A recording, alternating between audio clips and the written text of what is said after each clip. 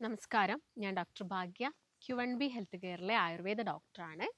നിങ്ങളെല്ലാവരും ഡയബറ്റിസ് അഥവാ പ്രമേഹത്തിന് മെഡിസിൻസ് കഴിക്കുന്ന ആളുകളായിരിക്കാം. ഈ ഒരു പ്രമേഹം നമുക്ക് നമ്മുടെ വീട്ടിൽ നിന്ന് ചെറിയ ചെറിയ ഹോം റെമഡീസ് ഒക്കെ ഉപയോഗിച്ചിട്ട് കൺട്രോൾ ചെയ്യാൻ സാധിക്കും. അത് കരുതിയിട്ട് നിങ്ങൾ മെഡിസിൻസ് സ്റ്റോപ്പ് ചെയ്യാനോ അങ്ങനെയല്ല പറയുന്നത്. നമ്മൾ എടുക്കുന്ന മെഡിസിൻ്റെ കൂടെ തന്നെ നമ്മൾ ഉദ്ദേശിക്കുന്ന കുറച്ച് കാര്യങ്ങൾ, അതുപോലെ തന്നെ ഡയറ്റ്, ഇതൊക്കെ നമ്മൾ ഫോളോ ചെയ്യുന്നുണ്ടെങ്കിൽ ഇതിനെ നമുക്കൊരു നോർമൽ റേഞ്ചിലോട്ടൊക്കെ കൊണ്ടുവരാൻ വേണ്ടിയിട്ട് പറ്റുന്നതാണ്. അങ്ങനെ ഡയബറ്റീസ് ഉള്ള ആളുകൾ എടുത്തു നോക്കുകയാണെങ്കിൽ ഒട്ടുമിക്ക ആളുകളും ഒന്നെങ്കിലും മെഡിസിൻസ് കഴിക്കുന്നവരായിരിക്കാം, അല്ലെങ്കിൽ അവർ ഇൻസുലിൻ തെറാപ്പിയൊക്കെ ഫോളോ ചെയ്യുന്നവരായിരിക്കാം. ഇതിൻ്റെ കൂടെ തന്നെ നിങ്ങൾ നല്ലൊരു ഡയറ്റ് ഫോളോ ചെയ്യുക. അതുപോലെ തന്നെ ഞാൻ ഈ പറഞ്ഞ ഹോം റെമഡീസ്, അതായത് ഹോം റെമഡീസ് ഒക്കെയാണ് പറയുന്ന സമയത്ത് എല്ലാവരും ഈ ഒരു ഹോം റെമഡീസിനെ മാത്രം ഡിപ്പെൻഡ് ചെയ്യുന്ന ആളുകളുണ്ട്. അങ്ങനെ ഒരിക്കലും ചെയ്യരുത്. നമ്മൾ കഴിക്കുന്ന മെഡിസിൻസിൻ്റെ കൂടെ തന്നെ നമ്മൾ ഇതും കൂടി ചെയ്യുകയാണെങ്കിൽ നമുക്ക് ആ മെഡിസിൻസിൻ്റെ അളവും കാര്യങ്ങളൊക്കെ കുറച്ചെടുക്കാൻ വേണ്ടിയിട്ട് സാധിക്കുന്നതാണ്.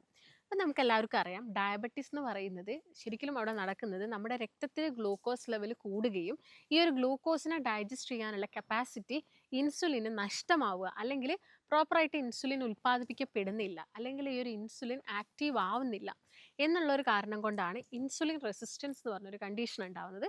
അതിൻ്റെ ഭാഗമായിട്ടാണ് നമുക്ക് ഡയബറ്റീസ് എന്ന് പറഞ്ഞ അസുഖം വരുന്നത്. അപ്പോൾ ഇത് ടൈപ്പ് 1 ടൈപ്പ് 2 ഡയബറ്റീസ് ആയിട്ടൊക്കെ ആളുകളിൽ കാണിക്കാറുണ്ട്. അപ്പം ചില ആളുകളിൽ ഫ്രം ബർത്ത്, അതായത് ബൈ ബർത്ത് മുതൽ തന്നെ അവരിൽ ഈ ഒരു ഇൻസുലിൻ റെസിസ്റ്റൻസ് പോലുള്ള പ്രശ്നങ്ങളൊക്കെ ഉണ്ടാവാറുണ്ട്. അപ്പോൾ അങ്ങനെയുള്ള ഡയബറ്റീസ് ഉണ്ട്. അതുപോലെ തന്നെയാണ് കുറച്ച് കഴിയുന്ന സമയത്തൊക്കെ നമ്മുടെ ശരീരത്തിൻ്റെ പ്രകൃതി, ഇതൊരു മെറ്റബോളിക് ഡിസോർഡേഴ്സ് ആണ്. അതുകൊണ്ട് തന്നെ നമ്മുടെ ശരീരത്തിൽ വരുന്ന ലൈഫ് സ്റ്റൈൽ ചേഞ്ചസ് ഈ ഒരു കണ്ടീഷനിലോട്ട് ലീഡ് ചെയ്യുന്നത്. പ്രമേഹ രോഗികളിൽ ലക്ഷണങ്ങൾ കാണിക്കുന്നത് വളരെ പരിമിതമായിട്ടുള്ള കാര്യങ്ങളിലൂടെയാണ്. അതായത് ആദ്യം തന്നെ അവരിൽ കൂടുതലായിട്ടുണ്ടാകുന്നത് അമിതമായിട്ടുള്ള ദാഹമാണ്. അതൊന്നും ആരും ഈ ഒരു ഡയബറ്റീസ് കണ്ടീഷനുമായിട്ട് കോറിലേറ്റ് ചെയ്യണം എന്നില്ല. അതുപോലെ തന്നെ അവരിൽ അമിതമായിട്ടുള്ള വിശപ്പ് ഉണ്ടാവാം, ദാഹം, ഈ രണ്ട് കണ്ടീഷനും ഒരുപോലെ തന്നെ അവരിൽ നിൽക്കാം.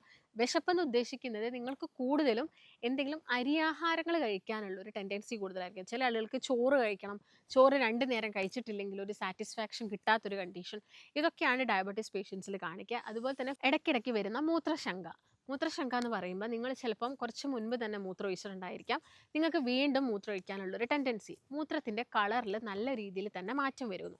അതുപോലെ തന്നെ കുറച്ചൊരു സ്റ്റേജ് അങ്ങോട്ട് എത്തുമ്പോഴാണ് മൂത്രത്തിൽ നമ്മൾ കൂടുതൽ പത കാണുന്നത്. അതുപോലെ തന്നെ മൂത്രത്തിനകത്ത് ചെറിയ ചെറിയൊരു വൈറ്റ് കളേഴ്സിലുള്ള ഡോട്ട് പോലെ നിങ്ങൾക്ക് കാണാൻ സാധിക്കും. ഇതെല്ലാം പ്രോട്ടീൻ ലീക്കേജ് ആണ് കാണിക്കുന്നത്.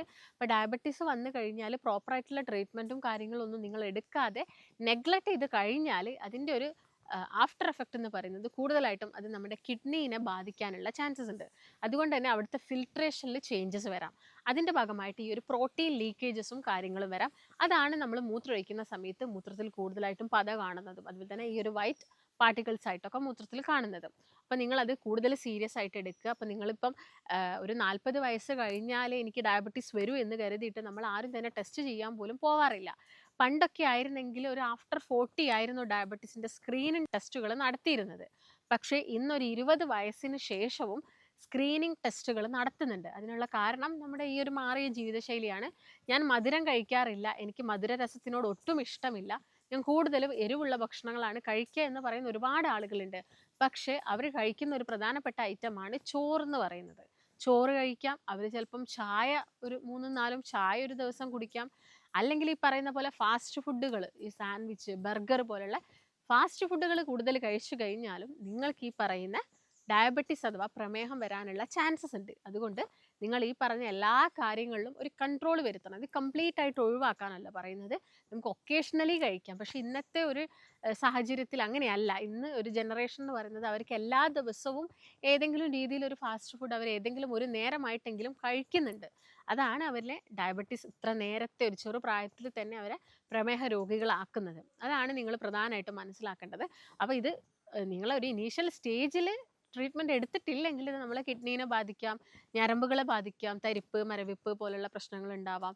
അതുപോലെ തന്നെ കൂടുതലായിട്ടും അവർക്ക് കണ്ണിൻ്റെ കാഴ്ചശക്തിയിൽ വരുന്ന മാറ്റങ്ങൾ, ഇതെല്ലാം തന്നെ അവരിൽ ഒരു സ്റ്റേജെല്ലാം കഴിയുന്ന സമയത്താണ് കാണിക്കുന്നത്. ഒരു ആദ്യത്തെ സ്റ്റേജിലാണ് ഞാൻ നേരത്തെ പറഞ്ഞ പോലെ തന്നെ മൂത്രം കൂടുതലായിട്ട് ഒഴിക്കുന്നു, അമിതമായിട്ടുള്ള വിശപ്പുണ്ടാവുന്നു, അമിതമായിട്ടുള്ള ദാഹം ഉണ്ടാവുന്നു, അതുപോലെ തന്നെ മസിൽ പെയിൻ ഒക്കെ കൂടുതലായിട്ട് വരുന്നു. ഇത്തരം കണ്ടീഷൻസ് ഒക്കെയാണ് ഒരു ഇനീഷ്യൽ സ്റ്റേജിൽ. അതുപോലെ തന്നെ ക്ഷീണം വരിക, നിങ്ങൾ ഉറങ്ങിയിട്ടും നിങ്ങൾക്ക് വീണ്ടും ഉറങ്ങണം, അങ്ങനെയുള്ളൊരു ടെൻഡൻസി. പിന്നെ നിങ്ങൾക്ക് പാരമ്പര്യമായിട്ട് ഡയബറ്റിക് ഉള്ളൊരു ഫാമിലി ആണെങ്കിൽ നിങ്ങൾ പെട്ടെന്ന് തന്നെ സ്ക്രീനിങ് ടെസ്റ്റുകളും നടത്തുക എന്നുള്ളതാണ്. നമുക്കൊരു ഏർലി ഏജിൽ തന്നെ പ്രമേഹം വരാനുള്ള ചാൻസസ് വളരെയധികം കൂടുതലാണ്. ഇപ്പോൾ പ്രമേഹ രോഗികൾ ആദ്യം തന്നെ ഫോളോ ചെയ്യേണ്ടത് ഒരു കൃത്യമായിട്ടുള്ള ഡയറ്റാണ്. ഭക്ഷണ ക്രമീകരണം വളരെയധികം ഇമ്പോർട്ടൻസ് ഉണ്ട്. കാരണം ഇപ്പം നിങ്ങൾക്ക് പാരമ്പര്യമായിട്ട് ഷുഗർ ഉണ്ടെങ്കിലും നിങ്ങൾക്കത് വരണം എന്ന് നിർബന്ധമല്ല. നമ്മൾ ഉണ്ടാക്കിയെടുക്കുന്ന പല കാരണങ്ങൾ കൊണ്ടാണ് അത് വരുന്നത്. അതിൽ പ്രധാനപ്പെട്ടതാണ് ഭക്ഷണം എന്ന് പറയുന്നത്.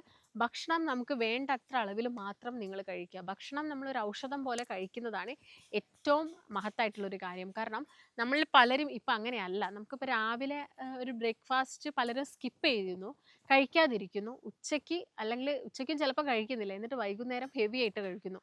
ഇത് അവരുടെ ശരീരത്തിന് വളരെയധികം മോശമായിട്ട് ബാധിക്കുന്നുണ്ട്. പിന്നെ രാത്രിയൊക്കെ വളരെ ലേറ്റായിട്ട് ഭക്ഷണം കഴിച്ച് കിടക്കുന്ന ആളുകളുണ്ട്. ഇതും ഈ ഒരു ഡയബറ്റീസ് പോലെയുള്ള കണ്ടീഷനിലോട്ടൊക്കെ ലീഡ് ചെയ്യുന്നതിന് കാരണമാവുന്നുണ്ട്.